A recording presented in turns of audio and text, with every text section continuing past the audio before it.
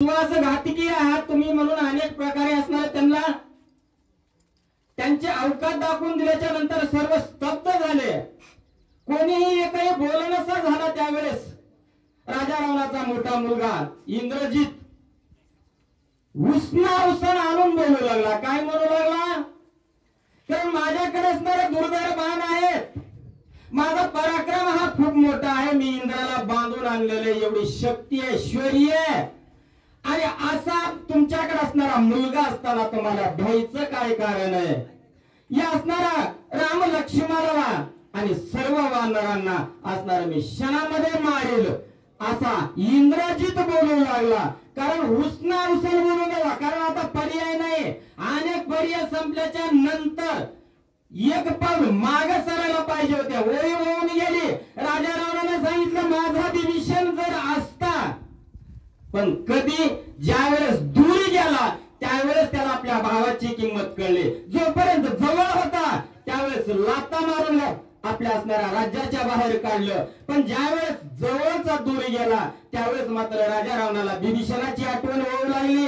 सांगितलं माझा विभीषण जर या ठिकाणी असता तर या असणाऱ्या समुद्रावर विभीषणानं सेतू बांधण्याचं काम होऊ दिलं नसतं आणि माझा स्वार्थ असणारा त्यानं साधला असता। परंतु आता माझ्याकडे विभीषण नाही, म्हणून करता आपली सुद्धा परिस्थिती तशीच आहे। जोपर्यंत भाऊ भाऊ आहेत तोपर्यंत किंमत कळत नाही, आणि अंतयात्रा निघाल्यावर मग लांबून मोठ्यानं टाळे फोडत येतो। त्याच्यासाठी जोपर्यंत आहे तोपर्यंत दया माया सर्व काही करा, एक विचाराने राहा। असू दे थोडं खाल्लं असेल, एक चार काकड्या काढल्या असत्या, काढू दे म्हणाला तर लाजन ना, पुन्हा अजून नाही ना काढणार, पण कोणीतरी समज घ्या आणि प्रेमाने राहा। राजा रावण बोलू लागला त्यावेळेस असणारा इंद्रजित उसना अवसल, कारण हनुमंताची कीर्ती काय आहे, काय ख्याती आहे इंद्रजिताला माहित होतं, सर्व लंकेला माहित होतं, परंतु इंद्रजित आपल्या वडिलांना धीर देण्याचं काम करू लागला। ज्याचे पवाडे अद्भुत कंदन केले लंकेत, तो मी मारीन हनुमंत जांबुवंत दुसरा। काय म्हणू लागला इंद्रजित? ज्याने असणाऱ्या लंकेमध्ये पवडे गायले, शौर्य गायले, कीर्ती गायली, लंकेची होळी केली, असणाऱ्या सर्व प्रधानांचा नाश केला, लंका जाळली, एवढं कंदन ज्या हनुमंतानं केलं त्या हनुमंता सहित असणारा जांबुवंता सहित मी त्यांचा असणारा कंदन करीन, त्यांना मारीन, भ्यायचं काम नाही। राजा रावणाला इंद्रजित धीर देतोय। नळ नीळ गंध मादन तरस तरळ फणस सुशन, एक एक वानर सैने निर्दाळीन बाणाग्रे। काय म्हणू लागला?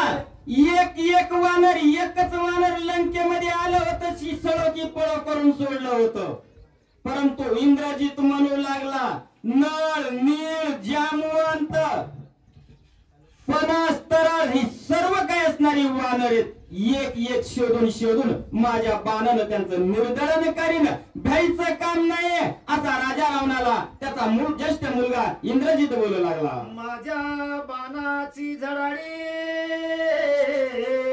राम लक्ष्मणा प्रेत परवडी, मारीन वानराच्या कोळी तेव्हा पुढे मरकटे। वानरांच्या कोटीच्या कोटी असणाऱ्या वानर मारील, आणि माझ्या बाणा पुढं राम लक्ष्मणाचे काय पाडीन? मडे पाडीन, मडे एवढे असणारी माझ्याकडे शक्ती ऐश्वर्य आहे, माझ्या बाणामध्ये एवढं सामर्थ्य आहे, आणि त्या पुढे असणारी मरकट वानर काय करणार आहेत? त्याच्यामुळे भ्यायचं काम नाही। आपण असणारे मी एकटा या सर्व वानरांचा असणारा राम लक्ष्मणा सहित नैनाट्य करीन, यांना मारीन असा इंद्रजित बोलू लागला। ऐकोन इंद्रजिताचे वचन प्रस्त बोले अति गरजून, राया तुझे शत्रू दमन मी करीन एकला.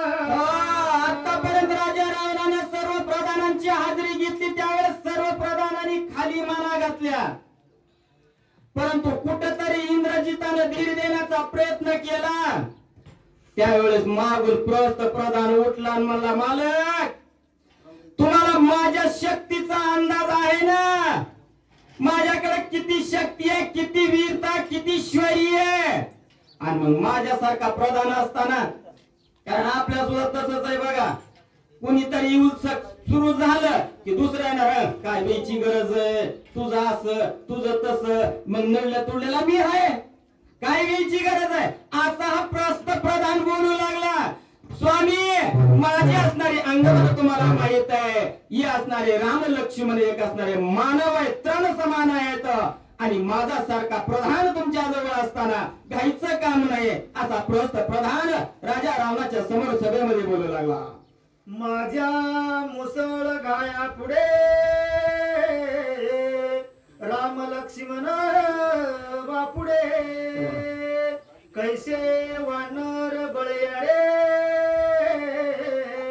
रणी रोकडे मारीन.